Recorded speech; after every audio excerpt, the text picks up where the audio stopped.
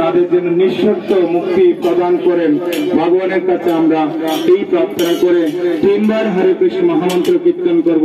সবাই উচ্চস্বরে কীর্তন করবেন। হরে কৃষ্ণ